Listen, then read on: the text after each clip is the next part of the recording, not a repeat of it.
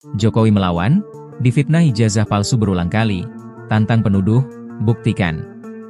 Presiden ke-7 Republik Indonesia, Joko Widodo akhirnya berniat mengambil langkah hukum terkait isu ijazah palsu yang dituduhkan kepadanya. Pria yang akrab disapa Jokowi ini mengatakan, ia bersama kuasa hukumnya tengah mengkaji langkah hukum untuk menghadapi penuduh ijazah palsu tersebut. Jokowi mengatakan, langkah hukum tersebut diambil mengingat sudah beberapa kali ia difitnah memakai ijazah palsu itu. Jokowi menunjukkan perlawanan atas sejumlah tuduhan yang dilayangkan kepadanya, khususnya mengenai tuduhan dari sejumlah pihak yang menyebut ijazah sarjananya dari Universitas Gadjah Mada, UGM, Yogyakarta, palsu. Jokowi ingin menunjukkan bahwa ia memang lulusan Fakultas Kehutanan UGM. Apalagi, Jokowi menyebut keaslian ijazah sarjananya itu sudah beberapa kali dinyatakan oleh Rektor UGM dan dekan fakultas yang berwenang. Jokowi mengatakan pihak yang menuduh ijazahnya palsu harus membuktikan. Dia mengatakan proses hukum masih dalam kajian oleh tim pengacaranya.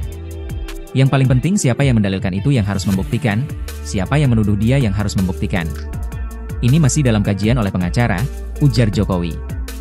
Saat ini Jokowi bersama tim pengacaranya sedang menyusun langkah-langkah hukum untuk melakukan perlawanan menyikapi tuduhan itu.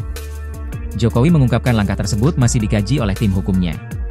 Sebelumnya, hal senada juga disampaikan oleh salah satu anggota tim kuasa hukum Jokowi, Yakub Hasibuan, usai bertemu Jokowi pada Rabu, 9 April 2025, lalu. Dia mengatakan salah satu yang sempat dibahas dengan Jokowi mengenai ijazah palsu. Sifatnya sudah lebih ke berita bohong fitnah. Ini yang ingin kita hindari. Khususnya di masa lebaran suasana guyup kita sayangkan, ungkapnya.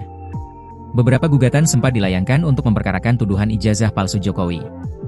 Hanya saja, tak satu pun berhasil membuktikan kebenarannya di hadapan hukum.